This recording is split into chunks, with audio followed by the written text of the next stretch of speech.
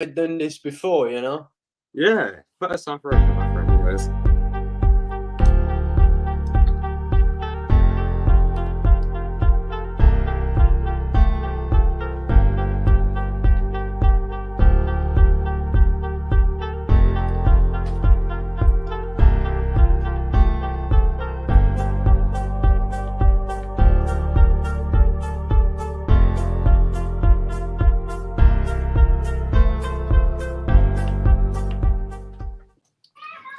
Yes, guys, we're on our podcast today. We've got two very special guests. But before we do introduce them, of course, make sure if you are enjoying these podcasts, smash the like button. We're going through the Northland derby, of course, Arsenal, top of the league still. And yeah, before we do that, of course, introduce for the first time ever on this channel, my good friend Jose, Football Ferreira. Make sure you all go subscribe to him right now. Fantastic YouTube. I've been on his channel a few times. Jose, thanks so much for coming on, my friends.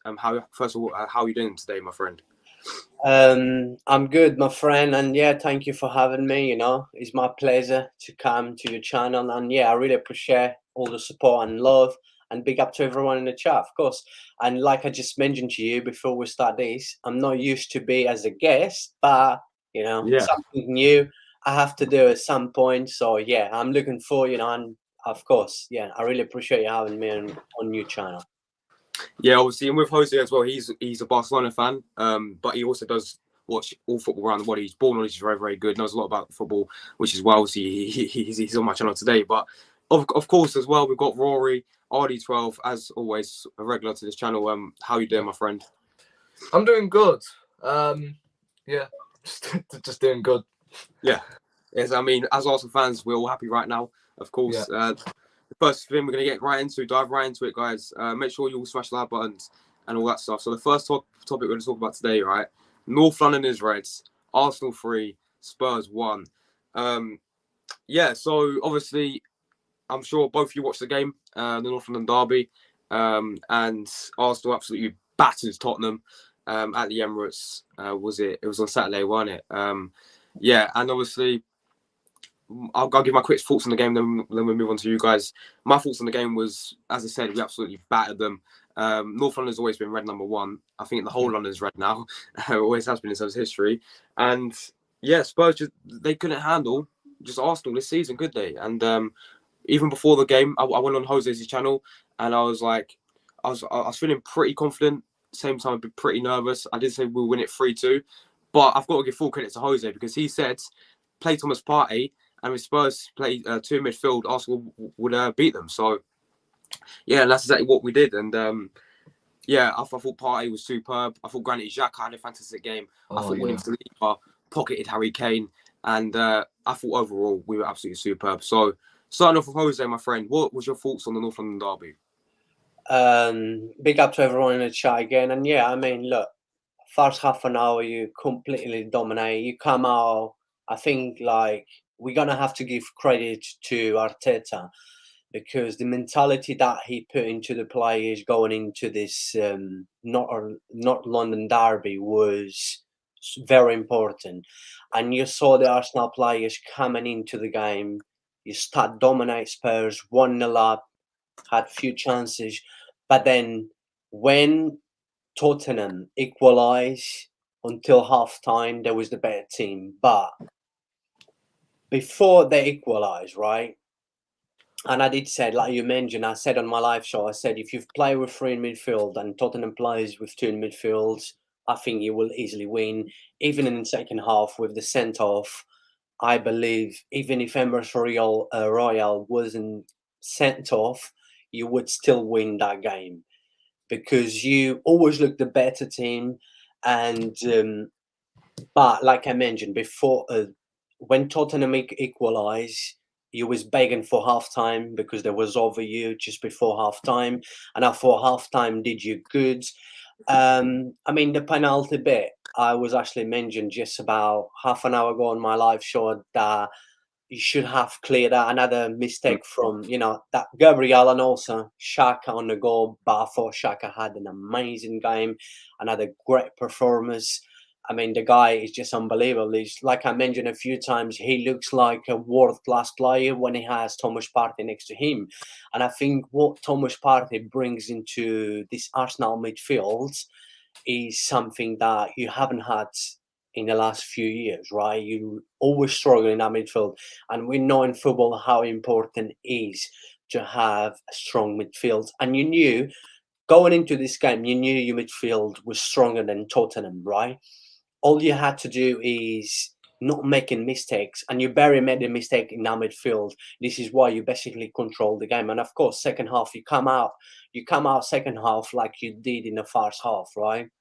Again, on top of them, you scored 2-1, and then of course that sent off did help. And then after the sent off was basically Arsenal was Ola, and basically playing with Tottenham. The game was over for them, but I do not rate this Tottenham squad, and I keep saying that they haven't got enough depth in the squad. Their midfield is not that good, and they struggle against quality midfields like Arsenal. This Tottenham's midfield will always struggle. And I do believe that if Chelsea comes back, if Liverpool comes back, Tottenham will struggle to finish top four. But that's just me. Yeah. But overall, I have to give credit. I'm not a big fan of Arteta. Okay, don't get me wrong, he's still young as a manager. But let's see at the end of the season. I think if he doesn't get top four, he should get sacked. But what he's bringing into the club, the mentality he's putting into the club now, and let's not forget Arsenal is a very young squad, right? And I do believe you will not be fighting to win the Premier League this season. You haven't got no chance against the likes of Manchester City, but I do believe if things go well with Arsenal this season, the quality you got in the squad, young, in 2 years' time, I do believe you will be fighting to win the Premier League again. You haven't won the Premier League for the last, almost 18 years, 18 years, 19 years. Yeah. And you haven't qualified for the Champions League for the last 6 years, but I can see a good future for Arsenal. From what I'm seeing now, especially this season, and I mentioned to you in my live show that you had a very good pre-season, bringing into the start of the season. You only lost against Manchester United. Fair enough, you should have not lost that game, but you look confident. You have so much quality. I believe you haven't got enough depth in the squad to go very far. I mean, to go and win probably like FA Cup, Europa League, and finish second in the league. But I do believe the future is good. If Arteta managed to get top four this season, and obviously with few more signings bringing in, you need to sign. If it comes to January and you're probably top of the league still or second of the league, and you go and get another midfield, and I do believe you're gonna have a very good season. But yeah, the North London derby was just Arsenal from minute one. You had the time like Spurs after they scored, but then it was never in doubt. I did believe that with the lineup you start and the way you start a game, that game was never in doubt. 100% agree with you, my friend. You made some very good points there. But before we move on to Rory, we're really cool to chat. I haven't done that yet, so yeah, it's really it. We got everyone in the chat. Make sure you smash the like button. Subscribe to both of these guys' channels as well. The links in that the title as well. Just click that app, and then you take them right to the channel. But big up Tony Lass says, can't wait. Big up yourself. This guy here says Arsenal are bad. I don't know what he's watching, mate. Watching rugby, bro. Hi, big up. I can't pronounce your name, my friend. Sorry, but big up. Thanks for watching. My guy Callum Wyatt. Hope you're doing well, my friend. The goal difference, Brandon. Yes, you're spot on, my friend. Northland is Reds. Big up yourself as well. Of course, Alvaro as well. Big up yourself. Thanks so much for watching once again. But yeah, I thought Jose made some very good points there. And let's move on to you, Rory. What was your thoughts? Obviously, we done player ratings and we were all obviously buzzing. But yeah, just give your thoughts on the game as well. I'll tell you what, I think I'm actually more buzzing today than I was after that game. Maybe, I don't know what it was. I think it's because I was bantering a lot of Tottenham people in my year. But yeah, from start to finish, I thought we were absolutely superb and we truly deserved the 3 points. And I actually called this out before the game at the weekend, throughout the entire build up, and I said something along the lines of, if Tottenham play exactly the way they have done for the majority of this season, then they don't get a result, which is why I think it's really important to get that first goal. Because if Tottenham got the first goal, then what do you think Tottenham do? They put 10 men behind the ball, and all of a sudden it is difficult to break them down. So it's so important to get that first goal, because then Tottenham have to come out of the traps and break us down. And we know we have been very, very good defensively this season, but Tottenham are one of the best teams in the world at doing that. Just hitting the balls up to Kane and Son, Richarlison, Kulusevski, whoever. I know they didn't have Kulusevski, which was a big miss for them. But at the end of the day, that was a full strength side. Do you think they would have started Kulusevski anyway if he was fit? I don't think so. And the funny thing is, Tottenham fans, every time they get invited onto these combined 11s on AFTV and shit, all you've heard from them is, oh, this player won this before joining Spurs. Well, who hasn't? So, yeah, that's all I've got to say, really. I mean, I've pretty much summed it all up in your player ratings and in my match review. So, yeah, brilliant performance. And, yeah, for me, I did give Xhaka man of the match, but the more I think about it, the more I think, yeah, Partey, I think, was slightly better, but both of them were as good as each other. I think Ben White has to, receive some praise, because he's coming up against a very, very good left winger, and all of them pundits, all of them trolls on social media slagging Ben White off because of his price tag looming over his head. For me, he's a quality centre-back, and he's playing out of position. Yes, I know next week against Liverpool is going to be a tough test, like by far the toughest test of the season so far against Luis Diaz. So, yeah, we'll see how he gets on there. But at the moment, he's playing so well, as well as Xhaka and plenty of other players. I don't think anyone deserves to lose their spots this weekend against Liverpool. Yeah, man, 100% agree with you. Before we move on to the next topic, obviously we've got a comment here from Alberto. He says, Arsenal can do a Leicester, Leicester won the league when everyone was sleeping. Spurs were the only one awake and still finished third in a two-horse. That is very true. Yeah, 2016 season, nobody thought Leicester would win the league. But, anything can happen in football. And, obviously both of you made some very good points there. And I'm very happy. I'm sure you are as well, Rory. We'll move on now to bigger games for the season. But, yeah, the next topic is going to be this guy here, Thomas Partey, the Thomas Partey effect. We're going to move to this guy. Jose, obviously, as I said, you made a very good point when you said about, obviously, Arsenal. Thomas Partey is very important to Arsenal. He makes Xhaka 10 times better player. And obviously, if you played and if you started for the Northland derby,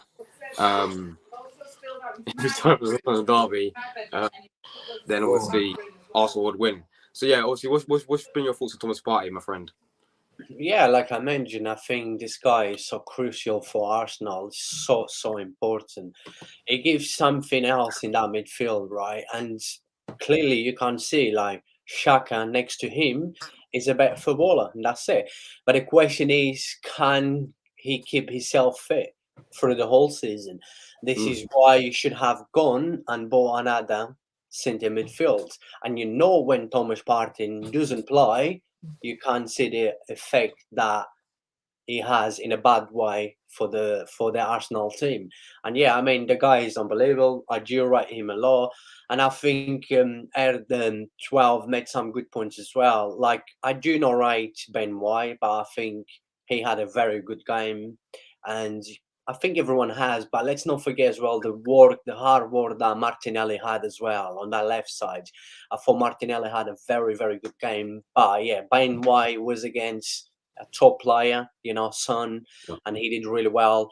And I thought, from the penalty that I thought it should have been clear, I couldn't really see too many mistakes in the Arsenal team. And with Tottenham is what it is. Like I mentioned, look, I'm not a fan of Tottenham fans who talk too much all the time. They're a small club. They haven't won a trophy in the last 15 years, and they think they're a big club. I mean, it is what it is. I'm in here as a football fan, but I do not rate Tottenham squads the way club is run. And I mean, yeah, we're talking about Thomas Partey. Yeah, Thomas Partey is too important for Arsenal. I think Arsenal fans will pray for this guy not to get injured. Yeah. You've got another big game coming up.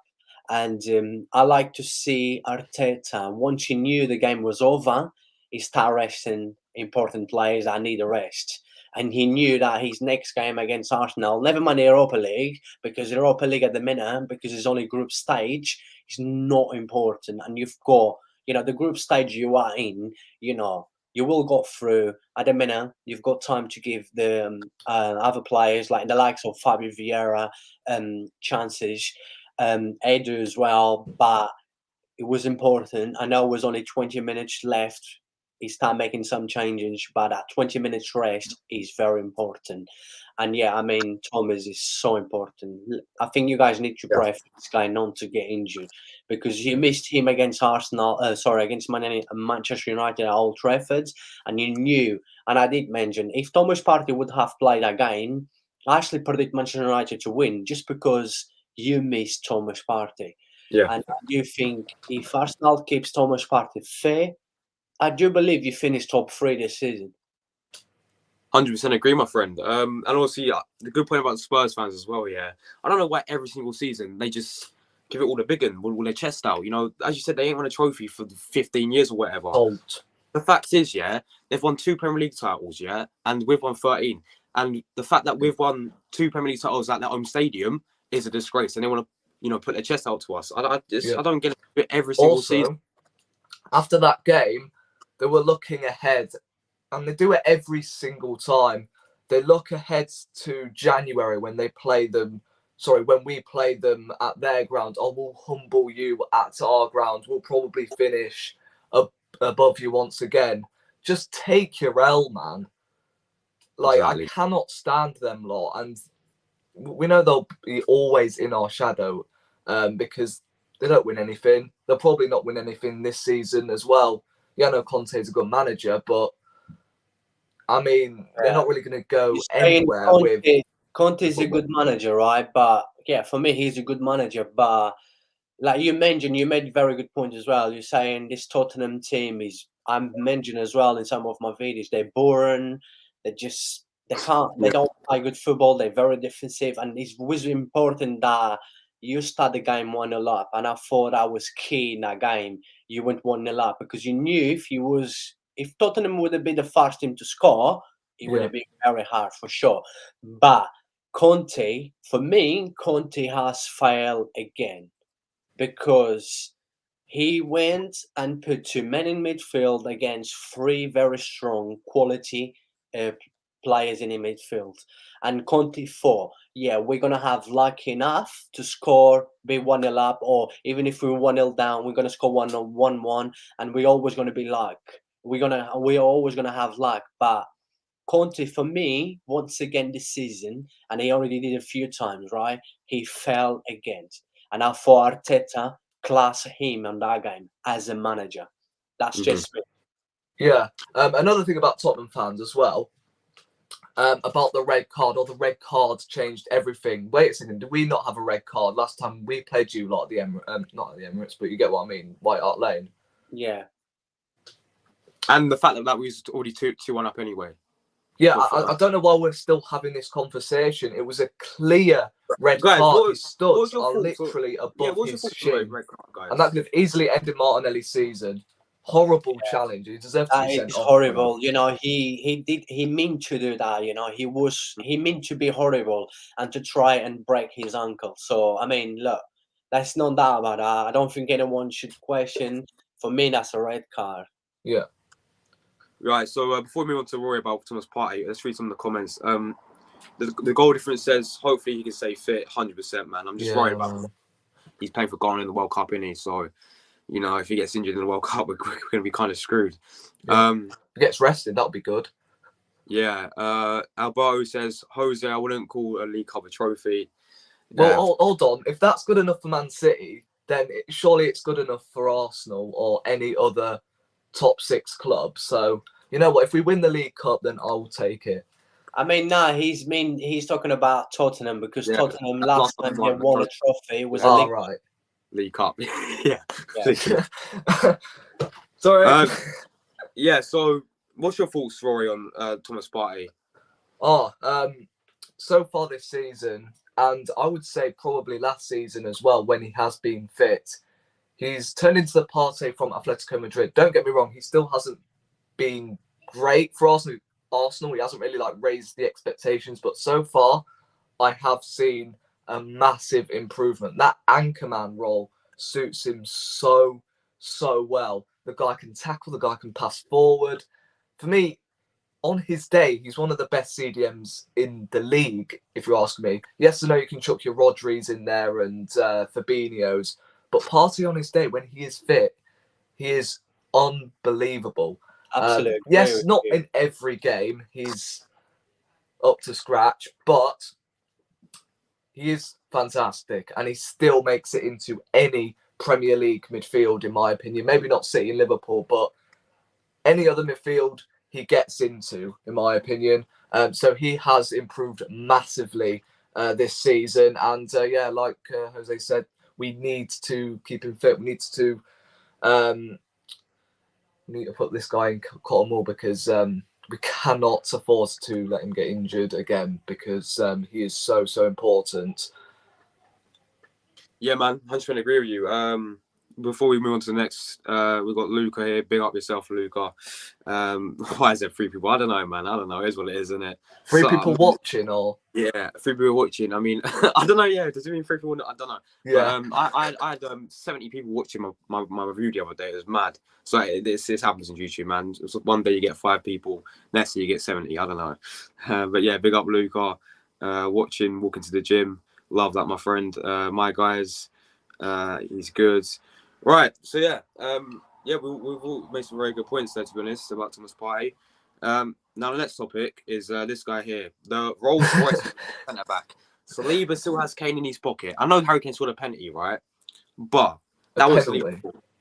That was Saliba's fault. It was Gabriel's who gave away the penalty, wasn't it? So, but Saliba, this guy is just unbelievable this season, isn't he? And I'm so happy that he's finally got his chance for Arsenal. And after how many years? I think it was actually Unai Emery who signed him in 2020. Yeah, right? from Saint-Etienne, wasn't it? From Saint-Etienne. And then we sent him back home. We sent him on loan for a season back to Saint-Etienne. Then he came back. He played a match against MK Dons in a pre-season friendly. And he looked fantastic. And then we sent him on loan to Nice. Then he went to Marseille. And he's finally got his chance. And he's looked every single game. There's not one game I could sit there. Okay, apart from the Leicester game and the Leicester game where he scored the own goal. I thought Leicester was good. He's still really good. He's still really good. Apart from that, he's not made one mistake and he's looked absolutely solid. He's been he's been our best defender in my opinion this season. Jose, what's your thoughts on William Saliba? This kid is too good. He got something special. This kid is going to become a superstar in the future. He reminds me of a lot of legends that I've watched before. You know, I'm 33 years old. I've watched plenty of legend, and I think Saliba is just class. After that last season he had with Marseille, I've watched, because I watched League One. I thought straight away, and especially seeing Arsenal last season, I was like, this guy's coming back to Arsenal, he's going to stay, and he's going to have his place in there. And that's not that. This guy's too good. Did he had Kane in his pocket? Well, he had. And I still thought he wasn't the best performance this season. I thought Saliba had better games, but there wasn't much to do, really, because obviously Ben White was really good on the right, and that did help as well. And you don't really see him making mistakes on that game. Yeah, the guy is just too good. Very young still learning. So we just have to take it easy with him. Obviously, he's going to make mistakes. He's going to score on goals. He's going to have bad games. But as football fans, right? I mean, it's easy to point a finger and to criticize, but I think we should take easy with Saliba because there's a lot of quality in there, and we know that Saliba will become a superstar. The guy is just too good. He's been unbelievable this season. I actually said, and you was with me on my live show, for me, he's been Arsenal best player this season. And it's just like he does not panic when he has the ball, right? It's that kind of, he reminds me a lot of you guys. I'm not sure if you remember Rio Ferdinand on his prime early days. Yeah.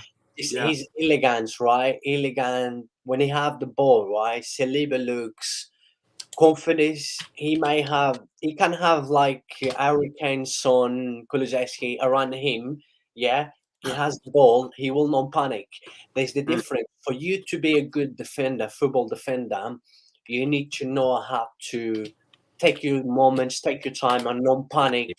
On non-panic under pressure. And Saliba, when Saliba is under pressure, he does not panic, right?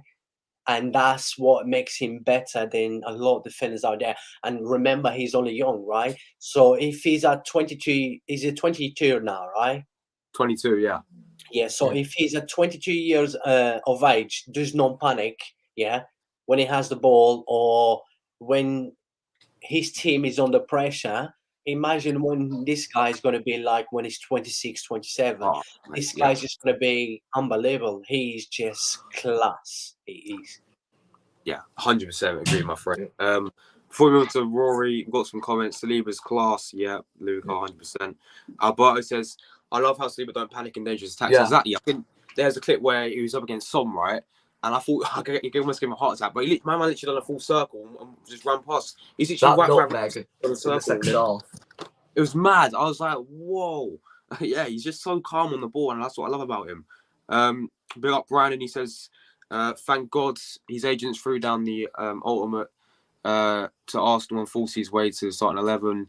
Yeah, he had a great experience with him. His time at Saint Etienne and Marseille. Yeah, he did. I remember watching last season, especially last season against Marseille, was the key for him. Yeah, absolutely superb. And he also helped Marseille get Champions League football this season as well. So big ups to Saliba. Yeah, so Arlie 12, what's your thoughts on Saliba, mate? Just before I do get into Saliba, I literally just scrolled through Twitter right now, and I don't know if you guys have saw this, but Granit Xhaka has just won Player of the Month for Arsenal. So that's just made him even more like impressive. Yeah, but that's a full deserve, right? He deserves. Yeah. But on to Saliba. I said in your last live stream that for me he's one of the best young centre backs in the world right now, if not the best. I didn't say the best centre back in the world, the best young centre back in the world. Yeah. I mean, call me deluded in the chat, but name a young centre back who is better than Saliba right now. I mean, Upamecano at Bayern. Maybe that Barcelona guy. You know him, right? Araujo. Well, Conde, we've got two, both are young. Julius Conde and Araujo. Maybe, Araujo. Maybe that could be. Yeah, Cavadio, the new Chelsea centre. And I mean, unlucky. I love watching Araujo. Love him. Yeah. He's injured now, isn't he, though? He's injured, yeah. Him and Conde, they're both very class. They're both very young, so yeah. Cavadio at Leipzig as well. Yeah, it's very good. Yeah. I mean, at the minute, Chelsea. Saliba is just a different level. The guy is wow. Yeah, I was literally about to mention that every single time. Well, it hasn't been every single time, but like there's been times so far this season where I have, I have panic attacks. I almost have panic attacks when he's got like three men around him. And I'm like, oh my God, he's going to lose the ball. He's going to lose it. No, just calm and collected. The guy's strong. He's quick. And the thing I realised when we first signed him, he was a short centre-back. So I think it was right for us to send him out, back out on loan. And that loan to Marseille has done him so good. You know, make your mistakes back in France, but then come back as the complete centre-back and learn from your mistakes. Don't get me wrong, he will still make mistakes in the Arsenal shirt. But at the same time, week in, week out, he is putting performance after performance after performance. And yeah, man, I don't have anyone in the Premier League that I would play over him. I mean, Romero is good for Spurs, but Saliba is head and shoulders above him right now. Like, don't even He say is. Romero Yeah, he is. over Saliba, please. If I hear anyone in the chat saying Romero over Saliba, I'm sorry, you must have been watching different season, to be honest. Yeah, So, man. yeah, that's all I have to say. 100% agree. Before we move on to the next topic, we've got the goal difference, well deserved from Granit Xhaka. Yeah, we're going to move on to him next. Of course, player of the month for Arsenal. He says, Dale Upamecano, another young class centre back. Saliba and Upamecano will leave France in the future. Yeah, 100%. Yeah, I Upamecano is love a watching very, Upamecano. very good centre back, strong as well. But in terms of him and Saliba, there's a big difference, especially with the age that Saliba does not panic. And Upamecano, I've seen him making mistakes when he's under pressure. But a good point in there from goal difference. He's also a very good centre back. I do rate him. Yeah, obviously. Go on. Yeah, okay, cheers. Another thing I was about to say about Saliba, I literally just missed out. He has not been dribble passed so far this season by any other player. Mm-hmm. He hasn't. No, that's a start. It'd be interesting to see when he comes up against Haaland, though. What's going to happen there? I can't wait for that. That's going to be interesting. That's going to be so interesting. Because imagine if he pockets Haaland. That'd be mad. If he pockets Haaland, yeah, I don't want to get too carried away, but mate, if he pockets Haaland, then yeah, fair play to him. He should be. He should deserve even more than a young player award, man. Exactly. Haaland is credible. Next up, we got this guy here. Xhaka is a new player. I never thought I'd be saying this, guys, because when Xhaka joined Arsenal, right, I was like, I mean, countless times he's made so many mistakes for Arsenal. Over Kante as well. Kante. We could have got Kante, but we got when they chose to get Granit Xhaka, right? And he's came into Arsenal, and I remember when we had Unai Emery as well. Took his shirt off against Crystal Palace, threw his captain's armband on the floor, swore at the fans, and we thought, mate, you're done now at Arsenal. Then the next season on Twitter, he grabbed the Burnley Guito by the throat and got sent off. He got sent off against Man City. Countless times, he's really cost us. But this season, what's happened? Which Man City game was that? It was the 5-0 defeat. Yeah. Oh, yeah, he did, didn't he? Josh, do you know what? This is another credit that I give to Arteta. 100%, the mentality he's put in that changing room, the mentality that he's put in the club, right? The likes of like Xhaka, you know, he's a player that loses his temper, will throw his shit on the floor. He will get yellow cards most every game. He will get red cards, but we have to give credit. I haven't really seen people out there giving credit to Arteta the way Xhaka is performing, but I am going to give, again, credit to Arteta. The mentality he's put into Xhaka, complete different player. And you've seen Xhaka with having less problems now as well. Okay, his role in the game is completely Thomas Partey. That helps, don't get me wrong. It does help having Thomas Partey, but you don't really see Xhaka gets yellow card guarantee every game or red card every 2-3 games. And that, for me, that is credit to Arteta. And in that changing room, you can tell that Xhaka is becoming more a leader with Arteta as a manager, how he's dealing from last season to this season. There's something different. There's something that has changed in that changing room. 100%, man. And what I love about Granit Xhaka as well is, for the first time ever, I've actually seen a guy actually try and go forward and actually attack. And he's got 2 goals this season, by the way. He's actually getting in the box. And this is the first time I've ever seen Granit Xhaka do this. Yeah. Usually he's a CDM who just goes sideways and backwards. And he's like, Xhaka, mate, you're so boring. But now, this season, my man's got 2 goals. He always gets in the box now. And I love it, man. Before we move to Rory, right? Let's read, of course, a few more comments. Goal difference says the redemption arc has been real for him. So happy he's rebounded and found new life under Arteta. 100%, man. You know, I'm very happy that he's actually a very good player. So yeah, Rory, what's your thoughts on Granit Xhaka? I honestly don't know what has happened to this guy. I mean, so far he's scored more goals than Ronaldo and Kulusevski combined. I mean, that is staggering. I mean, for me, don't get me wrong. Before the season started, I still wanted to keep Granit Xhaka as a squad player because obviously we needed a midfielder like Tielemans because still we don't really have great squad depth in that midfield position, which is why, you know what, let's keep Granit Xhaka for maybe one more season. And if he fucks up again, then yeah, say goodbye.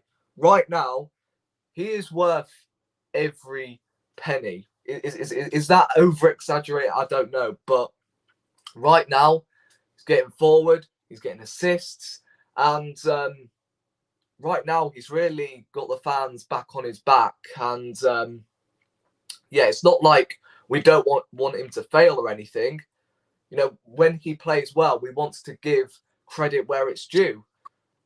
And right now this season, he is proving me wrong. Don't get me wrong, I think we still do need a midfielder in January because, like I said, the squad depth is very, very thin in that position. So if the Tielemans was going to come in, then he will be backup right now. I don't see him playing ahead of Xhaka right now in his position, especially the way Tielemans. Well, he's not. To be fair, I think he's been one of Leicester's best players, but has he been better than Xhaka so far this season? He's involved in a team that are currently bottom of the league, I believe, who haven't won a game so far.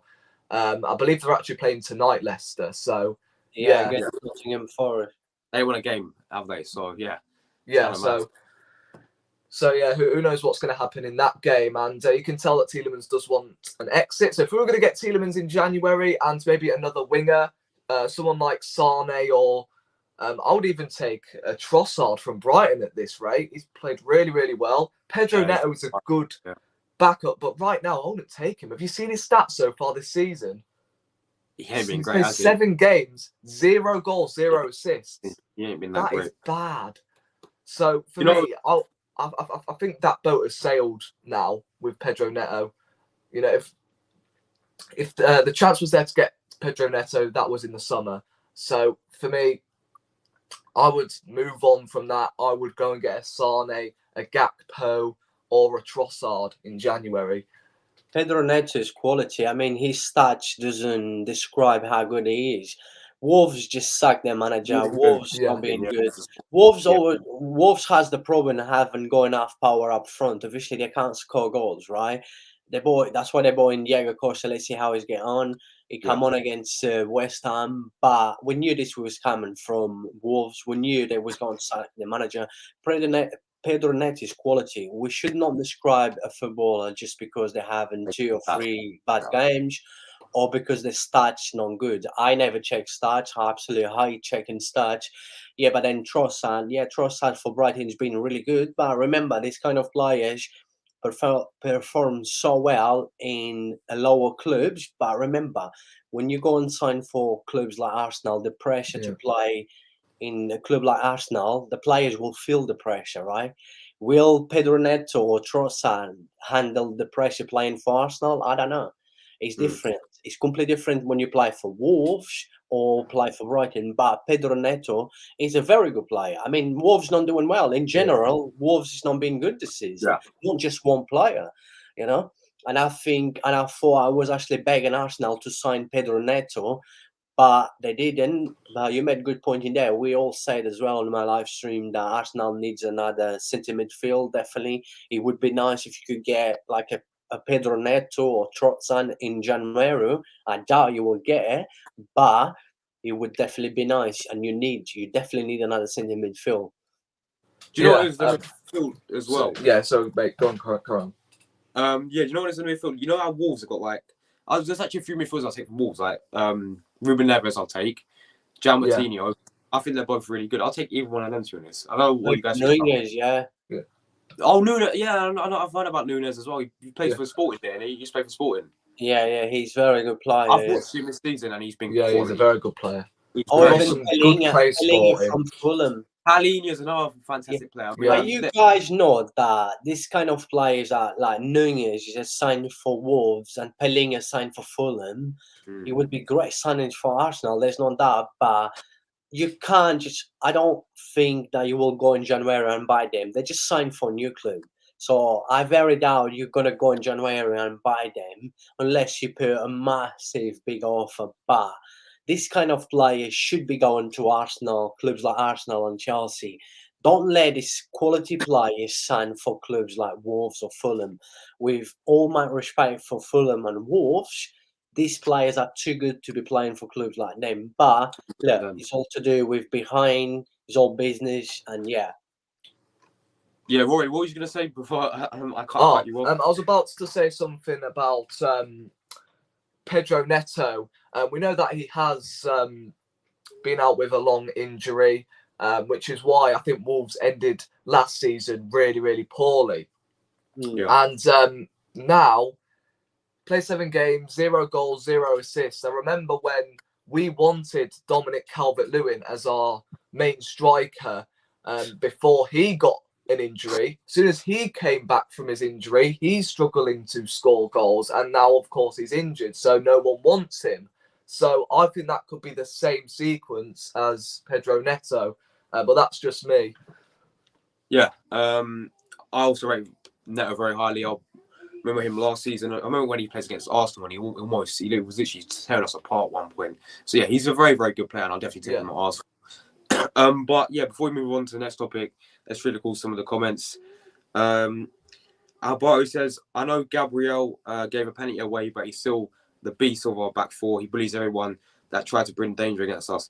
Yeah, even when he did give away the penalty, after that, he played very, very well, I thought, after that. He sort of made up for it. Good defender. Yeah. He's only young as well. Let's not forget. He is very young. And he's very young. And I think, this is what I say with Arsenal squad, right?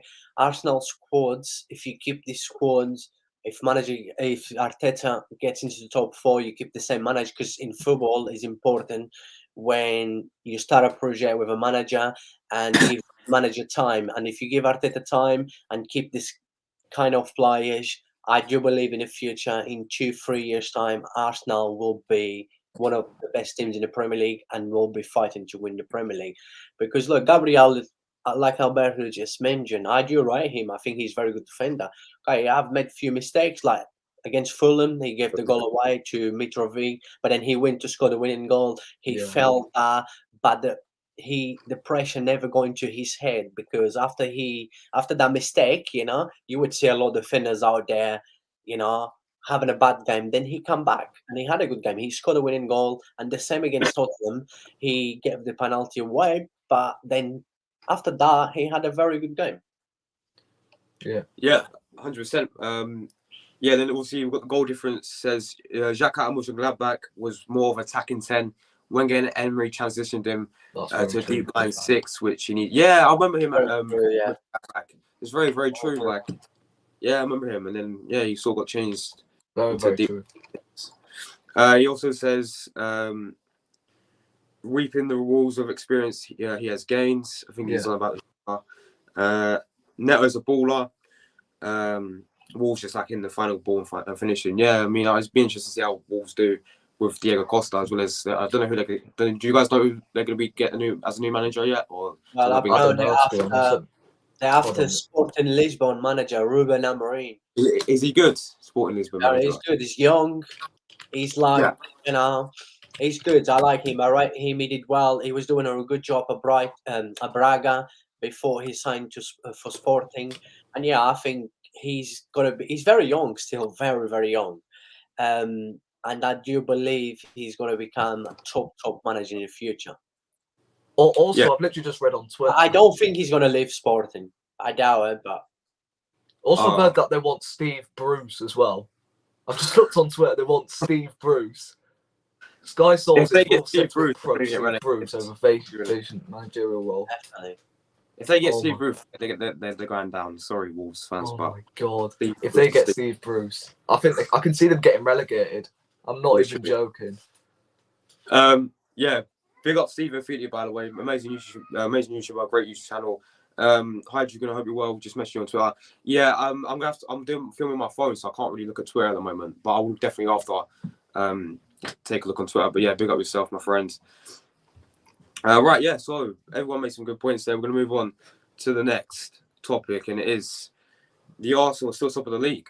And yeah, it's crazy that we're all loving life at the moment, right? And I know we're only 8 games in, but when was the last time Arsenal started off this well? I can't really remember a season since I've probably been born that we started off this well. 8 games. One defeat. I think 9 games, 8 wins. Sorry, 9 games. Yeah, of course, 9 games now. And that defeat was to Man United, which we should have really won, to be honest. Like, we played very well in that game, and it's just crazy that we started off for the first time in ages this well in the season. And yeah, Josie, what's been your thoughts on Arsenal's start to this brand new? Yeah, very good start. Like I mentioned a few times, they had a very good pre-season, and then they're bringing everything into the start of a new season.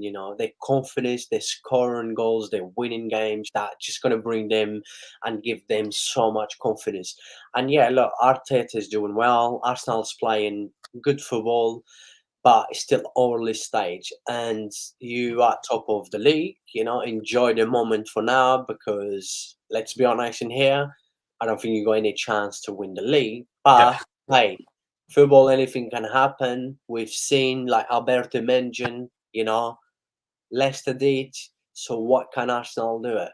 And but we never know. Anything can happen. But I just think City are too strong, and let's see what if Liverpool's going to come back, if Chelsea's going to come back.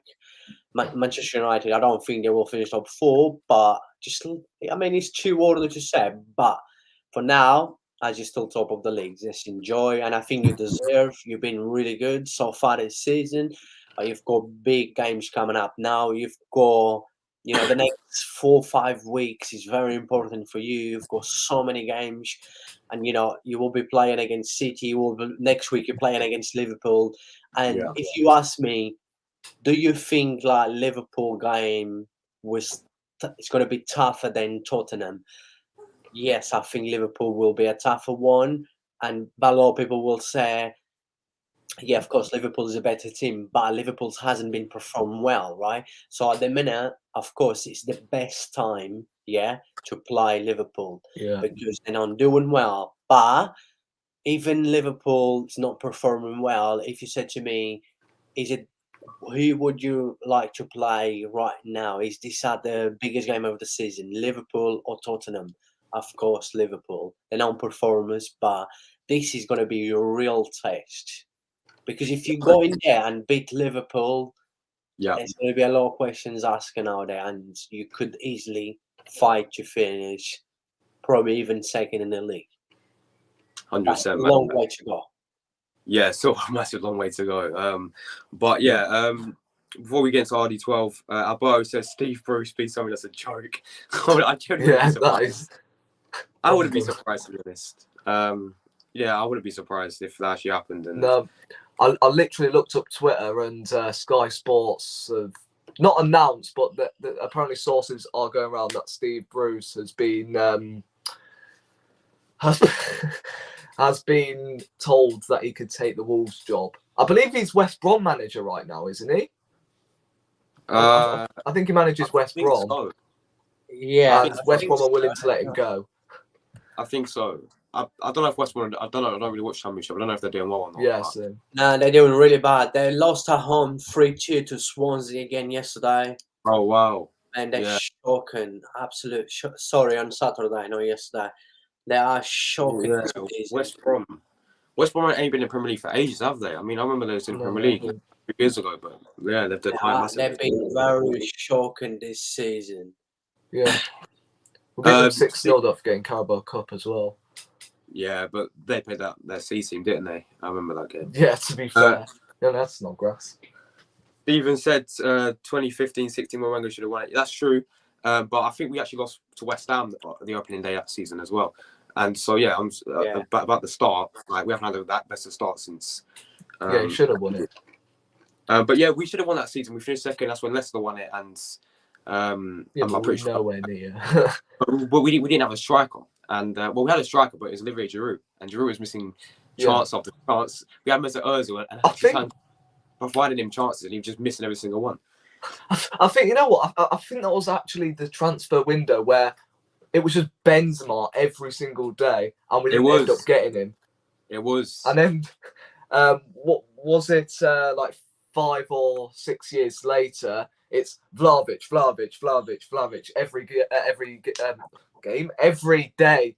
It's starting to be a bit like deja vu, really. But yeah, I think we really should have won it in 2016, but we were nowhere near winning the league title. I mean, we were third for the majority of the season, and because Tottenham got battered by Newcastle 5-0 on the last day, we beat, who was it, Aston Villa 4-0. Yeah, we finished second, so we actually was quite fortunate to finish second, if you ask me. That season as well, right? We played Champions League, and I remember, Jose might remember this, but we played against Barcelona in the last 16. Yeah. Do you know, I went to watch the game. I went to Emirates. We missed so many chances. Same with the Monaco game as well in the Champions League. I think they beat us 2-0. I think they beat us 2-0. Messi scored a penalty. Messi scored both goals. He scored both goals, yeah. And that's when you guys was in that nice blue kit. But yeah, that's what I remember of that. And then obviously the return leg, I think you beat us 3-1. El Nini scored an absolute banner that game as well, by the way. At Camp Nou as well. So yeah, but anyway, that's another thing. Monaco as well. Was like that every time we play? 2015, wasn't it? 2015. We missed so many. Olivier Giroud. Yeah, that was one of his worst games in an Arsenal shirt. Missed so many chances. Yeah, I was properly gutted. I actually watched that game as well, and I couldn't believe how many chances we actually missed. To be fair, Oxlade-Chamberlain scored a really, really good goal in that game. But yeah, just proves why we needed a striker that year, because Giroud just, I wouldn't say he was finished, but yeah, he wasn't good enough to be our main striker. And he still wasn't good enough. That's why he eventually did leave Arsenal, because he just wasn't getting a look in whatsoever. So yeah. Yeah, Steven said, I'm happy to join your guys if you're happy to have. Yeah, of course, man. I'll put the link in the chat. So, yeah, it'd be nice to have someone, another person on as well. Alberto says, yes, he's at West Brom. They're 21st in the league. Oh, my days, man. 23rd. They're doing really bad. They've just lost to Swansea at home on Saturday. Jeez. Wow, mate, they're doing bad. We didn't get Sam Allardyce back. Big Sam, yeah. No, that window we bought no player except Petr Cech, who was on the free, and we were fighting for first until February, March, when Wenger got beaten by Watford and Man United kids. Oh yeah. We lost to Manchester United at Old Trafford with Marcus Rashford making his debut. That was supposed to beat us 3-2, wasn't it? Yeah. Yeah. And we lost to Watford in the FA Cup as well that season, 2-1. Yeah, that's kind of mad, isn't it? But anyway, yeah, let's move on to the next topic, and it's about our manager, Mikel Arteta. Is this guy proving people wrong? Now, I think both of you both know my thoughts on Arteta. I've been calling for Arteta for many years. Yeah, ever since he got the job, to be honest. You know, I didn't want him in the first place. I thought when Emery sat, I thought, why are we hiring a guy who's at Zurich? I know he was like assistant manager for Manchester City under Pep Guardiola, but the guy's never managed a game before. So I was like, right, Arteta's in. And I was like, obviously, first season, won the FA Cup, Community Shield. I was like, yeah, or I was on the hype train. I was like, yeah, this guy could be the right man, all that stuff. And as I said, then we got to the next season, and his first full season, finished 8th. We was 15th 1 point. We was on that horrific one where we lost to Burnley 1-0 and all that stuff. And he got knocked up by Unai Emery, by the way, in the semi-finals of the Europa League. Yeah. Villarreal, and I was like, mate, you've got to go. Your time's up. Then next season, he somehow kept his job. We 3 games in a row, lost, started that season. Then he signed some of his own players like Tommy Yasu, Ben White, and all that stuff. And then we went on a fantastic run. and then in the end missed out, bottled top 4. And once again, I was like, yeah, this is what happens with Arteta. But now, this season, it's looking a lot more better this season. He's signed some more players. His preseason was very good. Yeah, he's signed some 2 very experienced players who've won Premier Leagues with Manchester City. And it's looking good for now. Obviously, my decision is, my view hasn't changed on Arteta yet. But I'm willing for him to prove me wrong, of course. If we do, come May, I just need to see where we're at May, to be honest, before I can actually make my full, decision on Mikel Arteta. But yeah, Jose, what's your thoughts on Mikel Arteta? I've mentioned this a few times. I'm not a big fan tactically the way he sees football games sometimes, but he's been proven. He's been basically saying he needs time, and I do agree. He's young, and it was fair that Arsenal gave him another chance this season, and I do believe that with time, as he's very young, he will become a top manager. And time will tell. I just think because he's young still, and like you mentioned, coming from Manchester City straight to Arsenal, and he's been there since 2020, the end of 2019 he signed. Yeah, so he's been in there for basically, let's say, 2 years, right? And remember the players he had, the team he had as well. I mean, look, time will tell, but I do believe he's changing things in a club, especially in that changing room. And I do believe that Arteta, with his mentality, winning mentality, and the connection he has with the players, the way he talks to the players, is like kind of like Guardiola style. I do believe Arteta will become a top manager in the future. But now, I mean, is he proving people wrong? Yes, this season so far, yes.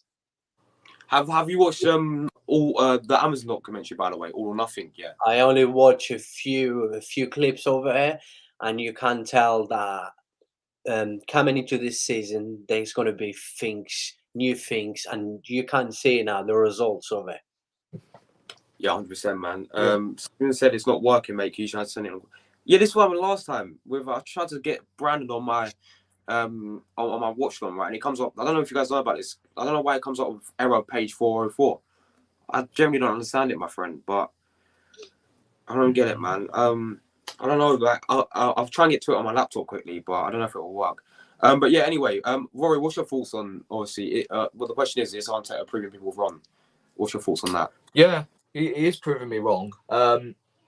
Right now, he, for me, doesn't really change my opinion on Arteta. Don't get me wrong. I am leaning towards backing him than not backing him. But if he reaches third, second, or maybe even first somehow, then, mate, you have made a statement. I mean, to be fair, we didn't expect to be challenging for top 4 last season, did we? We ended up almost. If we would have won that game against Newcastle or Tottenham, then we would have got top 4. Even though I think before all of that happened, if we would have beaten Tottenham, then yeah, we would have got top 4. This season, we're expecting to be, challenging for top 4, nowhere near the league title. Right now, we look like a winning side. He's bought the players he wants. He's built the players that are good enough around, Premier League winners, all right? Gabriel Jesus. I don't think we have spoken about him too much in this podcast because, for me, I think he has changed our attack around so much. I mean, from Lacazette to Jesus. I mean, yes and no, Lacazette was actually good for us, and this isn't a dig at Lacazette. Apparently, he's having surgery done to his voice, I think, because I don't know if you realised in an interview he wasn't really speaking like his usual self. So yeah, I don't think he's going to be playing football for a little while. So yeah, I think Jesus has to receive some credit here because, you know, there is a lot of pressure. Number 9 on his back. We've had some terrible number 9s in the past, like Lucas Perez. Like, yeah. So, no pressure on him. But again, Premier League winner, and he does like to score goals. He just wants to play football, and he's playing week in, week out. And the best thing about him is his work rate. He works hard in every single game.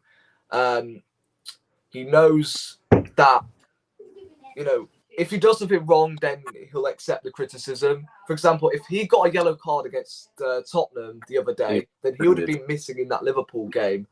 But he didn't get a yellow card, so he'll be playing for the Liverpool game, which will be huge. Unless if he doesn't obviously get injured, because if he gets injured in training midweek, then that's a disaster. But he will get an injury at some point, I'm pretty sure. However, if he doesn't, then that is a huge boost because he is pivotal and he has really changed our attack around. The likes of Martinelli has got even better. Apparently, I've heard he's been linked with teams like Chelsea and yeah, I mean, I don't know what to say to that because obviously he's got 2 years left on his contract. Sorry? You know about Martinelli? Is he linked with Chelsea? Yeah, Martinelli has been linked with Chelsea today because he has got 2 years left on his contract. I mean, we have to kick Chelsea up the.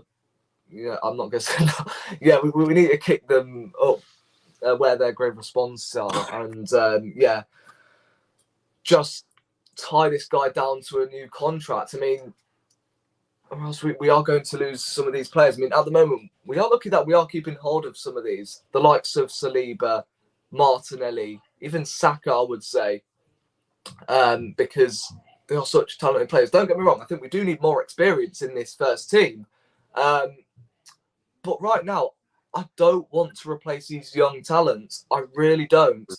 Martinelli, we were complaining last season that he wasn't scoring enough goals.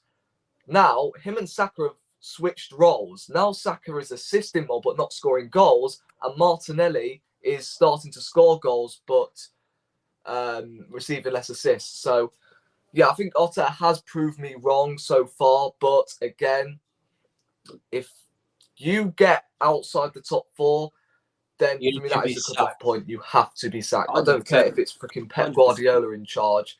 Then you have to go. But here's the question, yeah. Would you still sack him if you won the Europa League, but he didn't get top 4? I think I answered this question in the last podcast, to be honest. I would, but he wouldn't get sacked. Yeah, that's true. Yeah. If he wins the Europa League, he gets another chance for me. But for me, after that Europa League win, that's it. You know, if you don't get anywhere near, I would say, 3rd, 2nd, or 1st, then yeah, gotta go. Because how many seasons have you spent at this football club? But again, I'm not gonna turn this into a rant about Arteta. All right, he is doing a great job so far, and I am glad that the board are still persisting with Mikel Arteta because you know, he could have easily gone if that was Roman Abramovich. For example, 2 seasons ago, when we were in that rough patch, when we were 15th in the Premier League, he's gone. After those 3 games last season, opening 3 games, he's gone. So, yeah, I'm glad that the board have persisted with Arteta. He is starting to find a rhythm, and he's giving me shades of, you know, City. Oh, is he gone? He's gone, man. He's gone. I think he'll come back. That's fine. Yeah. I said it before. Albert makes a good point. Let's be fair. I said it before. I don't wear Arteta, but the secret to a successful team is to keep the manager that started the project. That is true because say you get a new manager in, they've got to start the whole thing again. You know, maybe what if they don't want Arteta's players? You know, they've got to sign new players and all that. So yeah, I think he makes a decent point. But yeah, I don't rate Arteta either. But who knows? He could prove me wrong. I think it's maybe YouTube Live. Yeah, because I don't know what's wrong with the link, man. It's just happened with you, and now it's happened with Steve, and I don't know what's going on. So to you. Thanks. Yeah, this is a great cause, by the way. Most of you will subscribe to him. Fantastic YouTuber as well. He says, my stance won't change on with Arteta until he gets us challenging for the title race until late April. May not like Wenger until February, which is why I wanted out. Yeah, this is the thing. Like, our standards as a football club, right, have declined massively.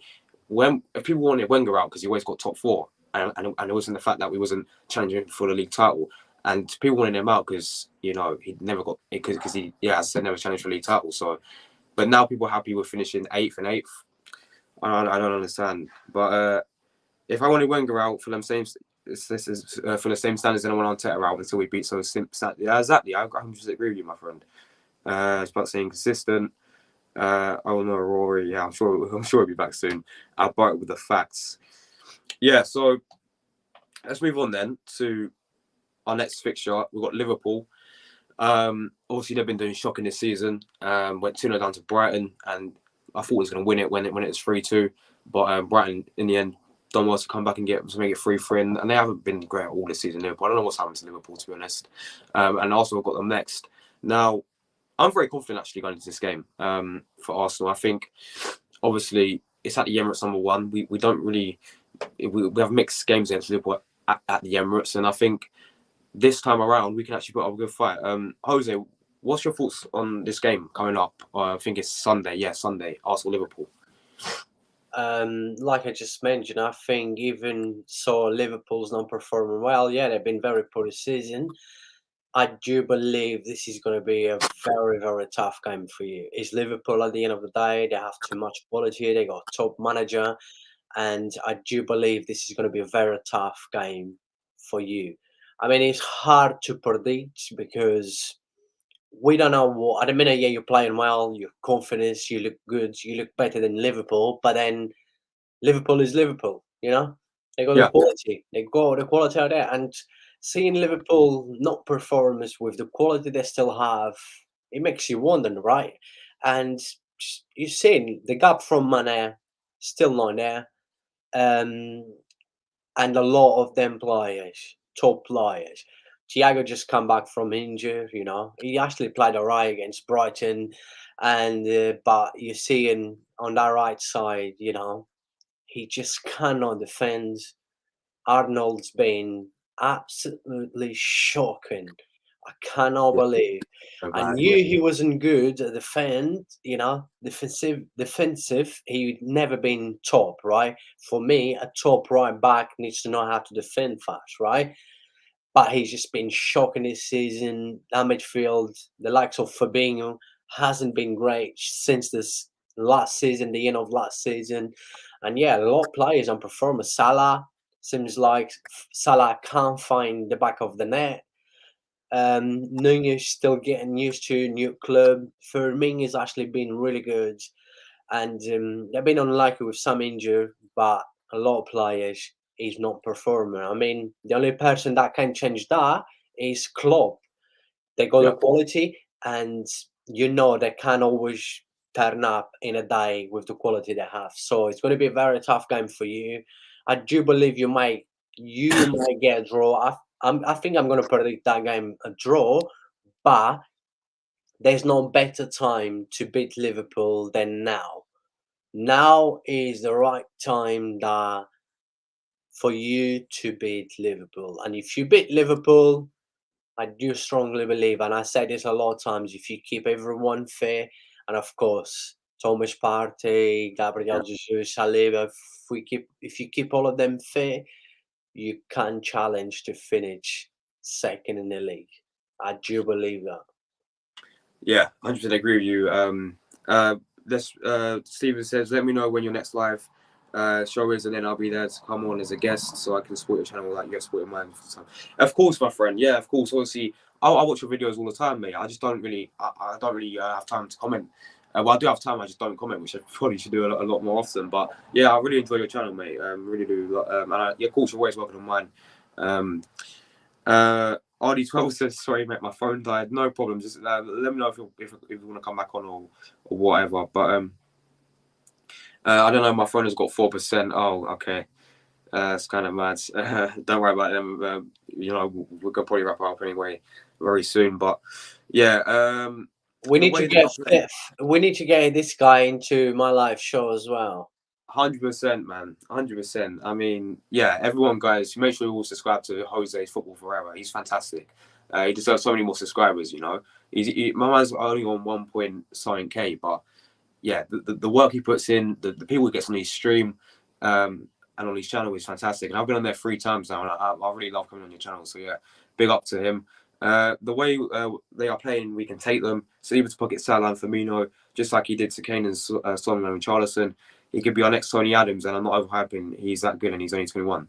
Yeah, no, that is very, very true. And yeah, my thoughts going into the Liverpool game is, I genuinely think we've got a very good chance of beating them. You know, the way they've played this season is not great, and as Stephen said, they are there for the taking. And it's whether the fact that what worries me the most is they haven't won. When was the last time Liverpool actually won a game this season? It was Bournemouth, wasn't it? Yeah, last time Liverpool won, what they won in the Champions League against Ajax. Yeah, but in the Premier League, it was That was actually best game they played like this. 9-0. Was it 9-0 or something? Yeah, I mean the best game this season for me wasn't even the 9-0. Was against Ajax. I thought they played really well against Ajax. It's against Bournemouth. Okay, Bournemouth is Bournemouth. Quality wise, Ajax more quality than Bournemouth. They actually Liverpool play well. I mean, it's just weird seeing Liverpool not playing well.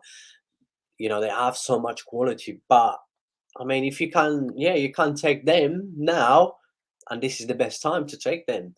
But it's a harder game. You know this is going to be in the mentality of the players as well. Going into this game is going to be different than going to Spurs.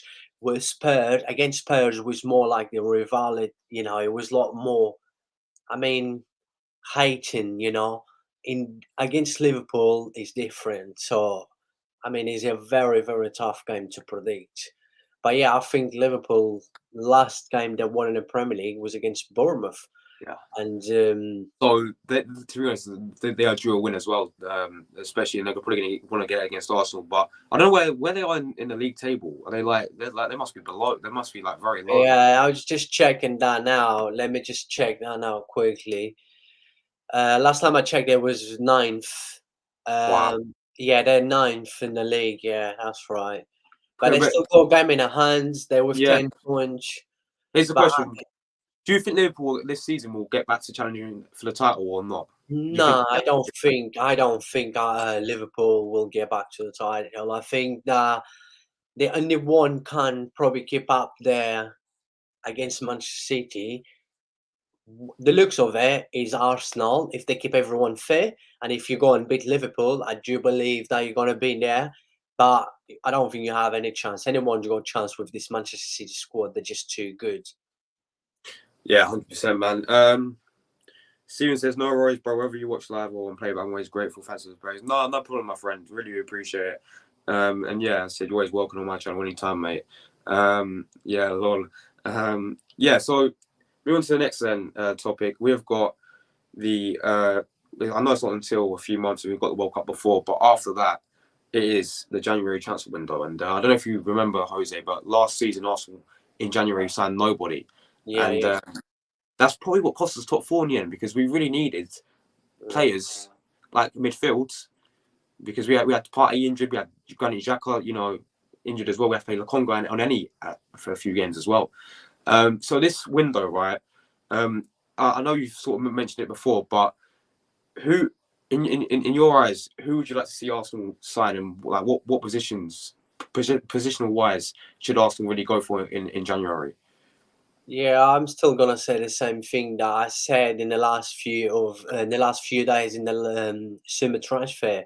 For me, this is me. You still need another defender, probably another right back, centre back. You need another centre midfield, and also you need someone's up front. If Gabriel Jesus gets injured, Yeah. what is going to happen to you? I mean, but I know in the January window, you can't really go. Clubs don't really do that. Go in there and sign 4 or 5 players. But I mean, this is what you should have gone in a summer transfer. You should have had a backup for Gabriel Jesus. You should have a backup for Thomas Partey or Grand Xhaka, and also you should have signed another defender, another 1-2 defender. But if you only go and spend money to buy 2 players, or you just want to get 2 in, please make sure you bring in another centre mid, because that's the key, in that midfield. Thomas Partey will always get injured. Unfortunately, he's that kind of injury pro, but he's important. You need to. The games you've missed him already. The games he did not play, you did really miss him so much. So you need to make sure that you go, and you should be Arsenal January window priority to get a centre midfield. Yeah, 100% agree, mate. And yeah, before we move on, we've got a few more comments here. Alberto says Liverpool have to play Rangers in the Champions League. Means they need to have play a Sean 11. Arsenal don't need to play Xhaka, Partey, Jesus, Martinelli, and Saka on Thursday. That is very true, because we've got Bordeaux Glimt, and they did beat. I swear, Bordeaux Glimt beat Roma like 7-2 a few seasons before. But Last season, his last season, I was like, wow. And that was in a Conference League. And I was like, okay, Bordeaux Glimt. I mean, I've never heard them before. I know they're from, I think, Norway. So, but it's a Europa League group stage, and we can rotate the squad a lot. I want to see players like Vieira. I'm sure you know a lot about Fabio Vieira, Jose. But yeah, I think he's a fantastic player. And also, that's for Marquinhos as well. I really rate him highly. And so, again, but yeah, I agree. Liverpool have to play a strong 11 as well against Rangers, because if not, they might be in trouble, because I know they got battered by Napoli 4-1, and as you said, they beat Ajax as well. So yeah, it should be a tough game for them. But Steven says, if we want to be ambitious and challenge for City this season, then we need to strengthen in January, but we don't need it to get top 4 the way we're playing right now and how we've dealt with injuries so far. Yeah, I agree. I think we probably have enough this season to definitely challenge and get into that top 4 in terms of squad right now. But as you said, if we want to be ambitious and actually challenge for the league title this season, which you never know, we can do, then yeah, 100% we need to sign. And of course, want us to sign so many players in January. And we need to be a bit like Barcelona. Like, how did you guys sign so many players in that summer window? Unbelievable. I don't know where all your money came from. And with no money as well. It was crazy. I was like, wow. Yeah, you signed some great players, and obviously, he's right what he's saying. It's basically what I said, and I've said on my channel as well. I said I don't believe Arsenal are going to go in January and buy another 4 or 5 quality players to challenge for the title. But for top 4, yes, you have. But remember, you're gonna have to pray for the likes of Gabriel Jesus, Saliba, on all your top players not to get injured, because if they get injured, and you've seen Liverpool coming back, Chelsea coming back, Tottenham, who I don't rate, I mean, they still managed to win games. Was their first defeat against Arsenal? They was up there, but they're still up there. I mean, you just have to pray for them not to get injured. But for top 4, I do believe. I did say before the season, you finished top 4. Yeah, 100%, man. And also, sorry, with Alberto's point, he actually said on my channel, it is very important that you don't play in Champions League this season. And yeah, with the Europa League, especially in the group stage now, you can afford to, play Fabio Vieira, Marquinhos, and rotate the team, and make sure everyone is fit for a Sunday game against. Is it Sunday game? Is it on Sunday against Sunday? Yeah, because we play Europa League Thursday, so yes. Every game Sunday. And then yeah, that's another good thing for you. So, and well, Liverpool, they know they should beat Rangers, but you never know. They know they have to put strong squads, and yeah, I mean, this is the best time to play Liverpool. Honestly, this is the best time to play Liverpool. 100%. Yeah, RD12 said Europa League on Thursday. Yeah, I love Europa League, mate. But to be realistic, though, guys, with the amount we've spent this summer being the same as last season, it means that last season we won't invest in January. That is very true, because last season in summer we spent loads, and in these past seasons I think we spent over 200 million on just players. It might be a bit more than that. I don't really know. But yeah, since Arteta signed for Arsenal, I think he's gone over 400 million, or just close to 400 million. I mean, is a lot of money, but look, like I said, I'm not a big Arteta fan, but thinks he's doing well at the minute, and let's see at the end of the season if he doesn't finish top 4 and doesn't go far in Europa League or win a League Cup or even a FA Cup, the guy should be sacked. There's no question, but time will tell. Oh, how you know Barcelona? How much did they spend in the summer? I was spending quite a lot. I know, it's mad. The players you Yeah. signed was mad. I mean, we spend, but then we sell as well. So, and Yeah. we want to really get rid of Frankie de Jong. I mean, it wasn't nice what Barcelona was doing to him, but it would have been nice to sell Frankie de Jong because I know that he will be playing, obviously, because it's a World Cup year. And I've mentioned this in a World Cup year. It's very important if you have enough depth in the squads. The season's going to be so long. There's going to be a lot of injuries out there. But it would have been nice to sell Frankie de Jong. I rate him, but I know that the club is nasty what they're doing to him. But yeah. Someone said Arteta spent 380 million and still not Champions League football for 3 successive seasons. Yeah, that's a joke, mate. That is disgrace, to be honest. 3 seasons. He only come halfway through in one season, isn't it? When we sacked Emery, yeah. So yeah, and he won us the FA Cup that season, to be fair. So, but then also after that, he finished 8th. Yeah, like I say, I think in the future Arteta might be a good football manager. I mean, I do believe he's young. He will become a top manager. But for now, he needs to prove to Arsenal fans and also for me as a football fan that he needs to prove more that for me to rate him as a manager. And for that, he needs to finish maybe 3rd, maybe 2nd this season, maybe win Europa League, or even if he goes and win FA Cup, and then next season you can't really say it. You know, go in a summer transfer next season and buy some top players and challenge for the league, and maybe win the Premier League in 2 years' time. Then yeah. Yeah, 100% agree with you, my friend. In all for nothing, they said we weren't spending less last January because of how much we had spent in the summer. We might not be able to get a loan. We might be able to get a loan if the right situation rises.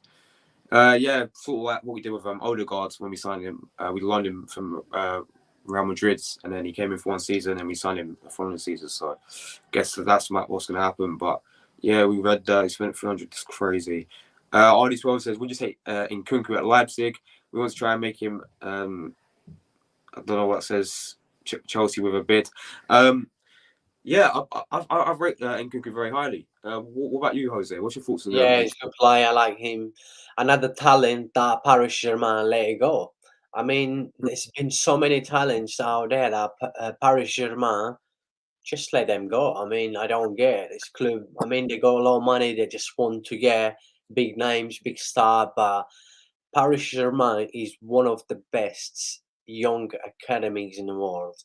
I mean, Chelsea, Ajax, Sporting Lisbon, Barcelona, and they're up there. But Paris Germain will be up there soon. And another player that I rate, I think, is quality. He had an amazing season last season for Leipzig in the Bundesliga. The guy just smashed our league. This would have been amazing signing for Arsenal, but then It's gonna be a lot of money, though, isn't he? yes, if he would join, the question is, if he would have come to Arsenal, it means that Saka or Martinelli would have to be dropped. Yeah, that's not a very good point. Yeah. But it's always good to have quality in a team. If you have more, it's good. It's better to have more than less. So it's always good to have quality, you know. That would give Arteta some headache, but look at Guardiola. He has so much quality. Exactly. You know, this is why he hasn't got hair. Yeah, this is facts, man.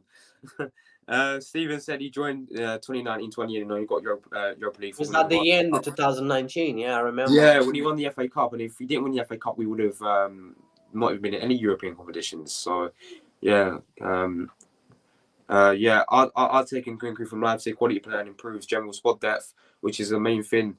We need to look at Liverpool. We're the same, 2 freak injuries, and we could be stuffed. Yeah, that's very true. But the question is as well, right? Is I'm sure Nkunku, right? He's going to want to play week in, week out, any. Of course. So will he really do that Arsenal with, as you said, Saka and Martinelli there? I don't know, or we might have to drop one of them, as you said. So yeah, that's a very good point. But anyway, let's move into the last topic. This is about the World Cup. Will it affect not just Arsenal seasons, but many seasons, many team seasons? Sorry. Of course, it is in November, isn't it? So yeah, Jose, what's your thoughts on the World Cup, and will it affect Arsenal season? I think World Cup will affect a lot of clubs out there, like you just mentioned. There will be players that will get injured, top players. But with Arsenal, we just have to wait if Gabriel Jesus is going to go. I doubt Martinelli. I've mentioned to you this last time. I don't think Martinelli is going to be cool up. You know, Saka will be there, Xhaka will be, Thomas Partey will be, Saliba will be. So I mean, we just have to wait and see. But yeah, I mean, I think it will affect. This is why you need to have enough depth in your squads. We've mentioned this a few times. This is why I think City, and we're gonna see that by January. You're gonna see that probably at the end of January. You will see the difference between City and everyone else is because City's squad is too strong. They have too much depth in the squads. Guardiola is a lucky man to be able to rotate anyone, right? If he retired Haaland, you got Julian Alvarez, who's a top striker, very Yeah, young as well. yeah, And the same, I mean, he has so much quality. I think City squads, yeah, there's so much depth in there that we're gonna see. Someone's mentioned, and it's very true. Look at Liverpool's been having a lot of injury, right? But they still have quality in there. But you know, Mane left, but Liverpool, Arsenal, like I said, if Arsenal gets the likes of, you know, Xhaka, Gabriel Jesus, I do believe he's going to be cool up for Brazil. He wasn't cool up for the last friendlies, but then Thomas Partey, Saliba. I think Saliba will get cool, but I'm not sure if he's going to start for France. Because you still got yeah. Varane, you still got Conde. I mean, so many good players. But let's see. I mean, it's hard to say. We're just going to have to wait and see. But it can affect, yeah, Arsenal and everyone out there. There's no doubt. There's too many clubs out there hasn't got enough depth, like Tottenham as well. You know, I think you look City squad is strong.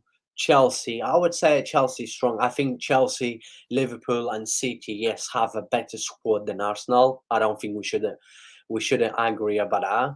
That's just me. What do you think? 100% agree with you, mate. And obviously, like City, yeah, as you said, they've scored this man. I think that's why they've been so successful in like these past years in the Premier League. They've won back-to-backs Premier Leagues every single season. And the thing that City are missing, right, is the Champions League, isn't it? That's the only thing they haven't won yet. That's the only thing that Pep Guardiola hasn't achieved at Manchester City. And I think with Haaland as well now, maybe this is finally the season when Manchester City win the Champions League. What do you think? Do you think they can do it with Haaland this season? Sorry, I couldn't hear you. Sorry. Can you hear me now? Yes. So I was on about, Man City haven't won the Champions League yet in their history. Do you think Pep Guardiola can do it with Haaland this season as well? Yeah, I've mentioned that on my show just before coming to your show. It's all about the mentality.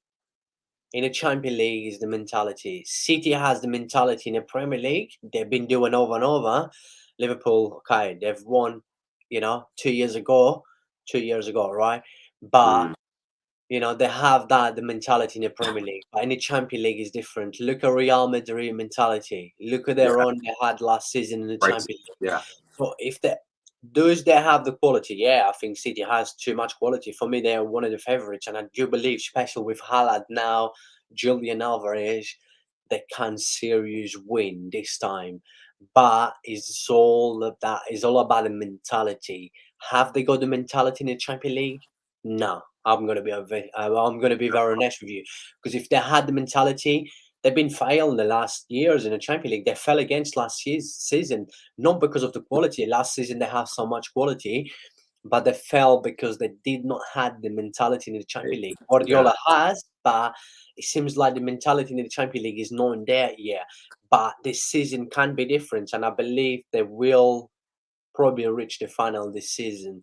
With Haaland, I said, look, I don't want to talk about Haaland anymore because the guy is just unbelievable.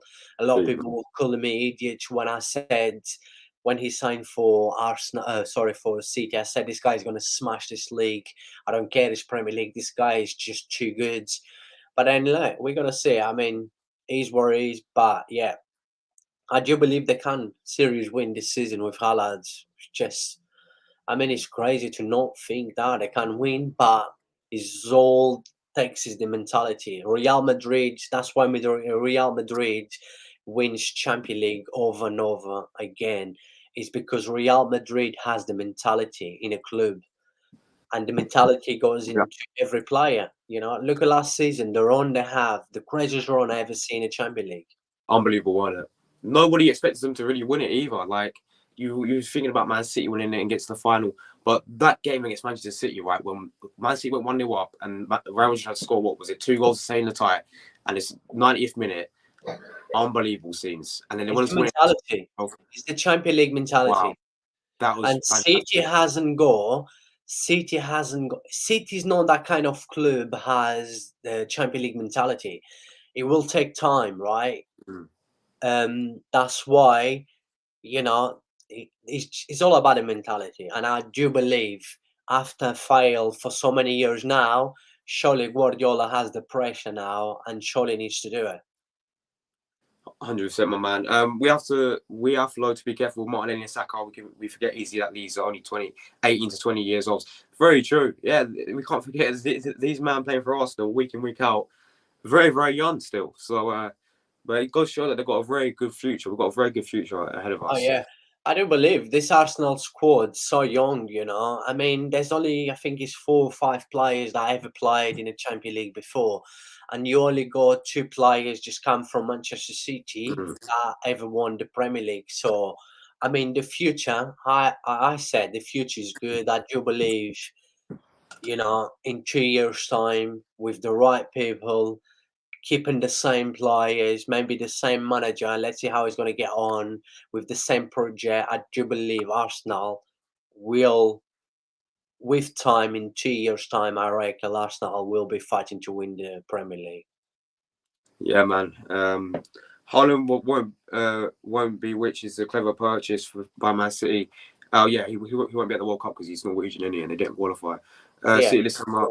After we are back, he'll destroy sides with players black tie from the World Cup, hosting it in Qatar in November. It is a joke. It is a joke, and it's going to be very different. It being in winter for England. What's the reason why they actually hosted it in Qatar? Because it's really, really hot in the summer. Someone has to put it in the winter. Yeah, they had to put in the winter because it's too hot in the summer. But then, I mean, this World Cup should never have been in Qatar. This World Cup should never have been in November. I mean, this is all to do with money.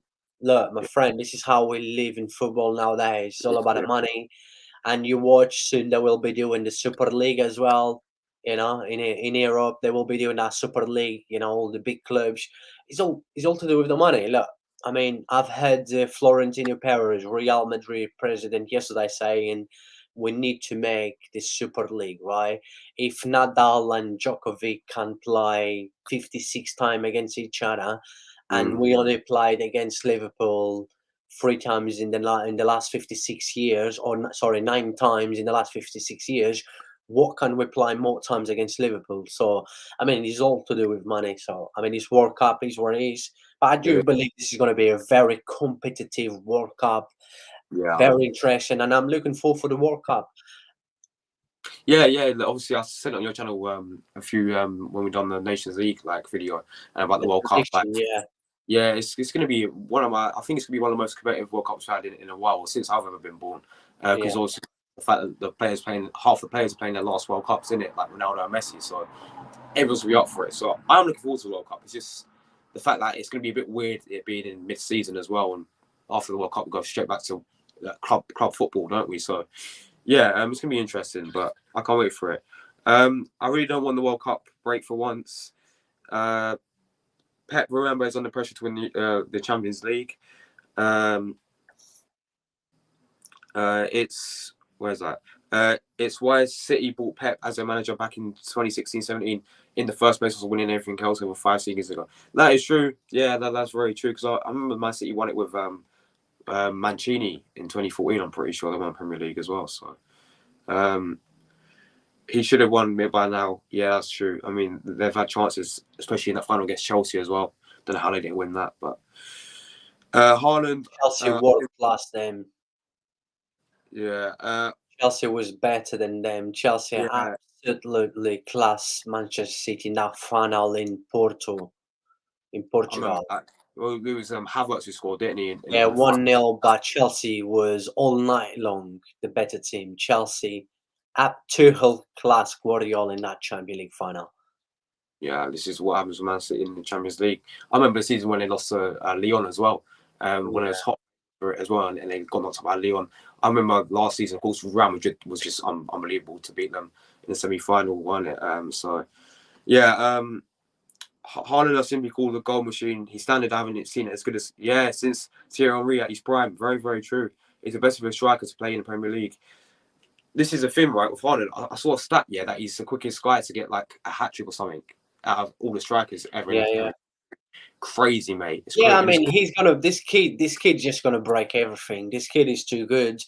He has the team as well around him to do it, because the team he has, City missed someone like this last season, and he's gonna be scoring and breaking a lot of records. But for me, like I mentioned in this live stream, and I mentioned a lot of times, for me, stats doesn't win football. Stats for me, I do not rate a player by looking at stats. If you said to me, would you have Thierry Henry or Haaland? I mean, it's completely two different player, but I grow up, and my first player that I loved was Thierry Henry. I said to you that I did right. Henry was a different class player. Look, Giroud, right? Giroud is 3 goals away to become France's all-time top goal scorer, right? To take over Thierry Henry. But does that mean Giroud is better than Henry? Of course not. No. He will never be as good as Thierry Henry. So Haaland will be breaking a lot of records. He probably will be breaking Messi's, Ronaldo records, but does not mean he's better. Haaland will never be as good as a footballer like Messi. Messi, ball in his feet, Haaland will never be as good as Messi. But will Haaland break Messi's records? Probably end up doing. But it will never be. His stats will be amazing, but he will never be as good as Messi or a lot of players out there. Exactly. This is just me. He's an unbelievable. I rate him, But we had the best bid to win either hosting the World Cup 2018 or 2022. Oh yeah, it was England hosting the World Cup. Yeah, this is no reason why the ESL will happen, because our European Super League will happen because money talks in the end. Yeah. What's your thoughts on that Super League? Do you think it's a good idea, or do you think it's just money, mate? Well, for me as a football fan, I just want to see football every day. That's true, yeah. Just bring football, but his money talks. Yeah, we know I like the World Cup. I've mentioned that plenty of times. But me as a football fan, I wish if I could live stream every day. This is my second live stream today. I wish if I could watch football games every day. Exactly, and I mean, look, at the end of the day, for me, just bring football. I just want to see football every day. International break made me ill. I was ill with international break, special that nonsense international break in a World Cup year. You shouldn't have that international break. But look, at the end of the day, is where it is. His money talks, but for me, I want to see real football every single day. I want to have something to talk about every day. I want to see teams winning, teams losing, people go mad. We all have different opinions. I mean, is where it is. I just want to see football every day. Do you agree with that? Not really, but would I love to see? Yeah, bring on the Super League and let's get Barcelona to smash all the English clubs. Yeah, why not?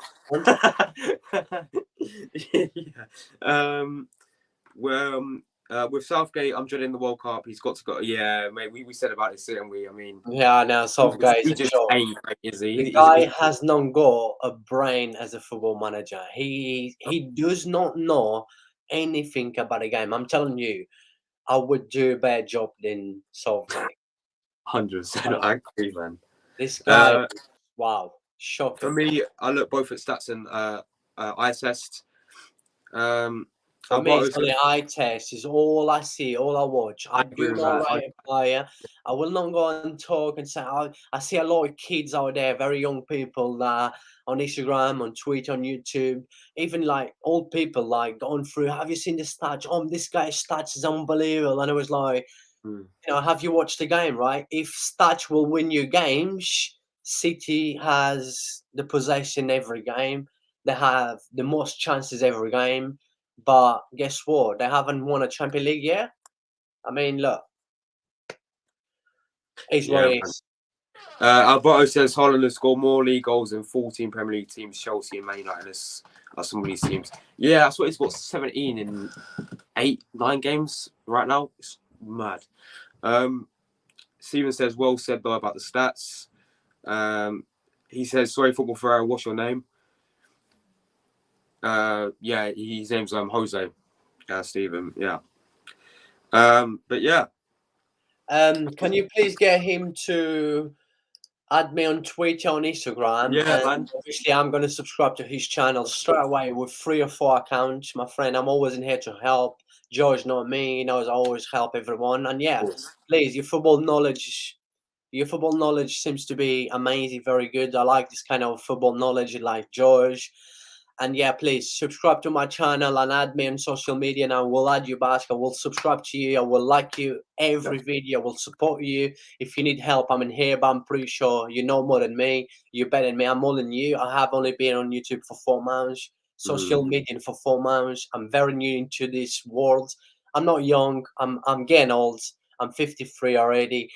But yeah, my friend, please make sure you subscribe to my channel. I really appreciate it. Follow me on social media and we can have a chat. And of course, yeah, it's my pleasure to have you in my channel. Of course, man. Like, obviously, Jose, you've only had YouTube for 4 months, right? Yeah. And you've grown so quick. It's crazy. Well, you've only got 1.5K subscribers, man. It's very, very cool. And yeah, subscribe to my channel. Really appreciate, you know. No, guys, everyone, the title's right there, right? Click his it's called Football Ferrero. Take it, subscribe to him. There's amazing content. Also Barcelona fan as well. So yeah, also I love Barcelona as well. They would be my Spanish team. So, you know, yeah, big up Barcelona. But all these 12 says, cheers, guys. Yeah, man, it's a shame your phone ran out of charge, but you're always welcome for the next show. Big up to you, my man. It was nice to meet him. I'm trying to get him to my channel. I like him. He's a good guy, and he knows his football. Yeah, who knows? Maybe you can go on Jose's channel one day as well. But I want to bring everyone, right? I want to. Yeah, it would be amazing if you get everyone on one stream. I want to do I wanted to try to get so many people in one live stream, right? I think that would be amazing. This is how, you know, it might go viral. Everyone will grow together. This is why I create a WhatsApp group. You in the WhatsApp group. I keep telling people, look, let's support. It's free. It's free to help people, right? I always say to people, right? It's free to subscribe. It's free to like. It's free to help others. I mean, does not cost people anything to help. So, I mean, look, let's help each other. And yeah, and thank you for the subscribe. I really appreciate it. Look, he's following me already on Twitter and Instagram. No worry, my friend. Let's bring everyone into a live shot together. That'll be so good, man. It's got to be done, mate, one day. Big up Brandon, the goal difference. It's a great stream, guys. Yeah, thanks for watching, my friend. Really, of course, enjoy your content as well. Fellow Arsenal fan as well. So yeah, maybe of course you have to come on my channel as well one day. You know, George. Let me tell you something, right? You know the goal difference, Brandon. His favorite. You are his favorite now. I used to be his favorite before. Now is you. Yeah. My guy. Yeah. He doesn't like me anymore. Oh no. No. Big up to him. Yeah, he's a legend. Really enjoyed. He's from Singapore, isn't he? Yeah. What's a guy right now? Is he living there right now? You know, he's an Arsenal fan, right? Yeah. But he knows so much about football. It's unbelievable. This guy, football knowledge is unbelievable. I've seen he collects all the football shirts as well. He's got a good collection. I mean, I don't know how his channel only have like 60 it's crazy. subscribers. Yeah, it's crazy. How's he got that? It's crazy. I do not understand. I mean, he's crazy. I love the way he sets his podcast as well. He does like the mic and all that, and he's got his mates as well. Yeah. Amazing. he just have to keep the hard work like everyone else Right. do, and I'm pretty sure he will grow. Guys, I mean it. Go and subscribe to not only Jose but the goal difference as well, right? Really Of underrated. course, we all help each other. I'm gonna get everyone into a WhatsApp group. Yeah, I will get everyone to a WhatsApp group. We're gonna do one day. We're gonna do a properly big show, like for the World Cup, the end of the season. If Arsenal wins the Premier League, who knows, right? I mean, That'll be sick, man. Yeah, I'll look forward to that. Jose, thanks. Nice to meet you. I've subbed to your channel, Jose. yeah, my man. Sorry, I'm a bit tired, but don't worry, I will get back to you still My today. man's been working all day. Huh? My guy Jose's been working all day. He done his own stream today. He's happily come on mine for a solid hour and 50 minutes as well. So yeah, really I need appreciate to you. go and watch. I need to go and watch Leicester now against Nottingham Yeah. Forest kick off soon. Yeah, And then that as well. yeah. Yeah. Big up to all, Rory as well. Yeah, Drew gonna send me his Twitter and I'll follow him on Twitter and Instagram. Big up Alberto, my friend. Thanks for watching. Josh, great stream with a good guest. Shame your other guest disappeared. Yeah, of course. I'm happy with Jose, man. Of course, comes on first time ever on this channel. Of course, he's always welcome, and I hope we could do a lot more of these together. 100%, man. Because it's crazy.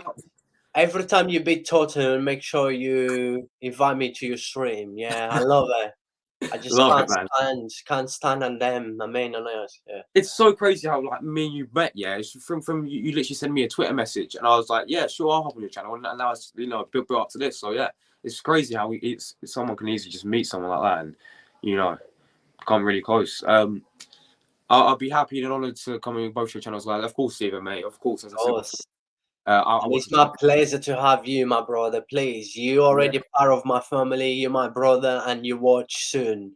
You will come to Football Forever channel. We will come to yours, and we're gonna grow up together, my friend. We are better than a lot of YouTubers out there. They talk crap, nonsense. They don't watch football. They only check the stats. They don't know what they're saying, man. We know our football. Our football is good. Our football knowledge is good, man. We're gonna become big together, trust me. We're gonna take over. Remember, like, Football Forever was born to become the greatest of all time. And next to you guys gonna be my forever brothers. 100%, man. Big up goal difference. Love you all. So yeah, bro, same here, man. Big up yourself. So I was going times. I'm stuck on 1.2k at the moment. Yeah, I've majority of the time as well. I stuck on that, but sometimes you do that one video and it blows up everywhere and you get tons of subscribers. That will definitely happen to you one day, my friend. But yeah, massive thanks to my guy Jose as well as RD12 who unfortunately disappeared. But yeah, before we do go, obviously Barcelona, right? That was a good win against Mallorca, wasn't it? It was a tough win. Did you watch the game? I watched, to Stegen. My words, he's doing bits this season. Yeah, I know. It's been a great as well as that season. I saw Madrid. They dropped points, didn't they? Yeah, I watched the game against Barcelona at top now, aren't they? At the top of the league now, Barcelona. Yeah, because we got a goal difference. Yeah. And I'm pretty sure. When do you play the El Clasico? 2 weeks time. 2 2 weeks. That gives me massive. Yeah, man. Saturday. That is Saturday. Quarter past 3 kickoff. So it's an early kickoff Saturday. Not this one's coming. Definitely watching that. That's going to be. Don't worry. We are Madrid Big Daddy anyway. In the Bernabeu, we always destroy them in a Bernabeu. I remember last season it was 4-0 to Barcelona, weren't it? Well, it should have been about 7 or 8-0 last season. Oh, it's mad! I watched the game as well. It's crazy. It's when that was Bammy was on smoke that day as well. Obviously, is with the El Clasico? Yeah, is that literally the same standards as the Northland derby? Is it like similar rivalry? Sorry. Do you know the El Clasico, right? Yeah. Is it similar to the Northland derby, or is it like a bit more? It's different. I don't think we should ever compare El Clasico to Northern London derbies or Manchester derbies. It's the biggest game in the world. It used to be. Don't get me wrong. I mean, since Messi left and Ronaldo, because that was just unbelievable. I mean, since them two left, La Liga is losing a lot of fans, And I think I was actually mentioning to someone yesterday, and I said, La Liga needs to, for La Liga to have the same attraction they had before, to attract football fans, they need to bring Haaland soon, you know, and Mbappe and stuff. They could have got Otherwise, Mbappe, couldn't they? Yeah. yeah, But otherwise that league's gonna lose a lot, especially like a lot of fans, you know. But let's see. And yeah, I mean, thank you so much for having me. I really appreciate it. And big up to everyone in the live chat. Thank you for the support. It means a lot. And yeah, thank you for having me, man. I will catch you later. Yeah. Of course, man. Yeah, we'll call text on later as well. Yeah. Brian, I need to chat on your live stream. I like the fact you use the words disappeared. Of course, Alberto, we'll plan something up soon. For me, that's great. As the more I grow mine, the more awareness and money I raise for Children's Liver Disease Foundation to help save more kids and form of all diseases. Yeah, it's fantastic calls, by the way. Really big. What Alberto's saying? Massive respect to Stephen here because, you know, yeah, I'm certainly agree. You know, it helps money raise for the Children's Liver Disease Foundation. So yeah, everyone, I mean it, guys. If you're not subscribed to Stephen, make sure you all subscribe to him right now. Fantastic. Man, this guy deserves about 1 million subscribers. Oh, 100%. Yeah. So much respect from me. Big respect to him. Yeah. Plus, we got to discuss about the game and we club / game we love and meet great people such as yourselves and the chat. 100%, man. This is what YouTube is about, you know. And it's great to meet new people and talk about what we all love, and that's football at the end of the day, and give our own opinions. And of course, nobody will ever agree with half your stuff you say, but at the end of the day, everyone's got to be respectful about each other's opinion and about the game we love. So yeah, big up everyone. Jose, I disagree. Very few of us it's bigger because of the fans of Real. I've heard about that. Yeah. I mean, let's be honest. I mean, fan-wise, even Arsenal against Tottenham, fan-wise, there's going to be fights, hate each other. But world-wise, it's something else. Madrid and Barca, two biggest clubs in the world. I mean, there's no doubt, that clubs is too big. But yeah, I mean, I do agree with Alberto as well. All the fans are real. Yeah, I mean, it's completely different. They actually hate each other. They want to go in there to actually kill each other, I mean, it's crazy. Do you know the derby that's really mad? You know the Red Star Belgrade, and I think it's Partizan. Oh yeah, their fans are crazy, mate. Oh, what about Argentina? What about Boca versus? Boca Juniors River Plate as well. That's another one. There's nothing better than that. That's just special. The fans are just crazy for that. I've done a Harry Kane and disappeared. Yeah. Thanks, guys. Really grateful. Yeah, of course, man. Big up everyone. The biggest rivalry in the world is Nottingham Forest versus Not County Lawn across the river. All right, we're gonna go and watch Nottingham Forest to beat Leicester. First win for Leicester. 5 minutes, isn't it? 5 minutes. Nice, start in a minute. Yeah, 5 minutes. Yeah. Big up to everyone who's watched today. Big up to everyone who's commented. A massive thanks to RD12 as well. Of course, my guy, Football Forever. Also, Jose. Really do appreciate you coming on, my friend. Welcome any single time. And I know also you don't support Arsenal, but your ball knowledge is that good. You can come on and talk about Arsenal, And yeah, anytime. I agree with you. I love talking about Arsenal and I love slagging Tottenham. Of course, man. Yeah, that's what we love. But yeah, big up Arsenal as well. I'll be watching them a lot this season as well. Before we do go, speaking of fans, rest in peace to the fans. Sadly, very sad. Yeah, but this kind of people, I wouldn't call football fans, but. Yeah, so there we go, guys. We've done about 1 hour and 53 minutes. We've been very good. 2 hours. Almost 2 hours, and I want to thank, of course, once again, Jose for taking his time out to actually come on my channel today. That's fine, man. You're welcome, my brother. It's my pleasure. I bet you're knackered right now, mate. You've probably worked very hard today. You work hard every single day, don't you? To be honest. So. Yeah, and I haven't eaten as well all day. Yeah. Oh yeah. Bro. So yeah, for you, for you guys, I always do everything that I can help. George, I'm always in here, man. Of course, man. That's what I love about it. It's great. So yeah, big up everyone who's watched today, commented, liked, and subscribed, and we'll see you guys for another video very soon. So yeah, big up everyone. Goodbye. Thank you.